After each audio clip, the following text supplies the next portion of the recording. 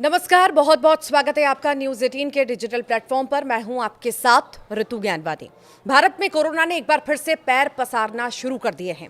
इसके नए वेरिएंट से अब तक 1000 से ज़्यादा लोग पॉजिटिव पाए गए हैं और ये सिलसिला लगातार जारी है। भारत के अलग अलग राज्यों से रोजाना कई मामले सामने आ रहे हैं, तो वहीं कुछ लोगों की मौत की भी खबर सामने आई है।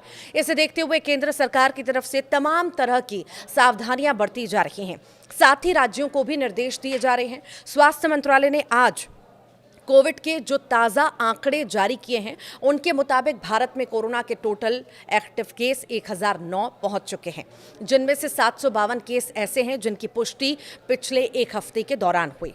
तो वहीं कोविड की वजह से देश में 7 लोगों की मौत हो चुकी है।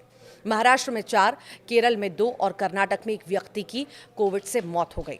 माना जा रहा है कि भारत में कोविड में बढ़ते केस 2 नए वेरिएंट्स की वजह से हैं और इस वजह से राजस्थान में एक जान चली गई, जिसकी पुष्टि भी हो चुकी है।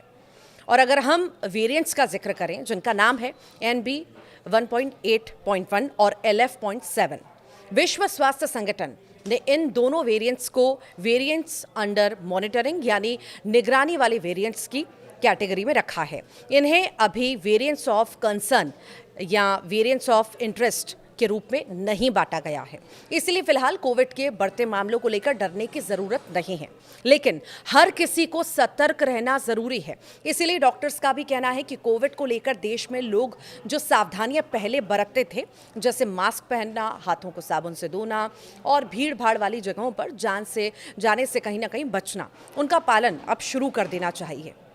दिल्ली में कोविड के तेजी से बढ़ते हुए मामलों को लेकर दिल्ली सरकार ने एडवाइजरी जारी की है। दिल्ली के स्वास्थ्य मंत्री पंकज कुमार सिंह ने स्वास्थ्य अधिकारियों के साथ कोविड-19 को लेकर बैठक की। उन्होंने अस्पतालों को ऑक्सीजन स्टॉक बेड्स की उपलब्धता जो है सुनिश्चित करने के निर्देश भी दिए। इसी के साथ ही वेंटिलेटर्स, दवाइयाँ, वैक्सीन का पर्याप्त स्टॉक रखने के लिए भी कहा गया है। इधर मध्य प्रदेश में भी कोरोना के मामलों में तेजी देखने को मिल रही है, जहां इंदौर और उज्जैन से कोविड के केस सामने आए हैं। बीते 3 दिनों में इंदौर से 6 कोरोना पॉजिटिव केस आए हैं, जिनमें से 5 इंदौर के रहने वाले थे। देश में लगातार इसी तरह स्थितियां बनी हुई हैं। कोरोना के मामले एक बार फिर से रफ्तार पकड़ने लगे हैं। हफ्ते भर में ही यहां संक्रमण के मामलों में तेजी से वृद्धि हुई है, जिसने लोगों को डरा भी दिया है। ऐसे में लोगों के मन में भी कई तरह के सवाल हैं। कई लोग लॉकडाउन की बातें भी सोशल मीडिया पर कर रहे हैं। ऐसे में आइए जानते हैं कि ये फैसला कब लिया जाता है और इसके क्या नियम हैं। लॉकडाउन ऐसे ही दरअसल नहीं लगाया जाता। सरकार की तरफ से ये फैसला तभी लिया जाता है जब कोरोना से होने वाली मृत्यु दर काफ़ी ज़्यादा हो जाए, यानी कोरोना फैलने से लोगों की मौत का बहुत ज़्यादा खतरा हो। ऐसे में तमाम मार्केट और बाकी चीज़ें बंद कर दी जाती हैं। लॉकडाउन आखिरी विकल्प होता है। इससे पहले सरकारों की तरफ से कुछ हल्की पाबंदियां लगाई जाती हैं और लोगों को सावधान रहने के लिए कहा भी जाता है। पैनिक होने की ज़रूरत नहीं है।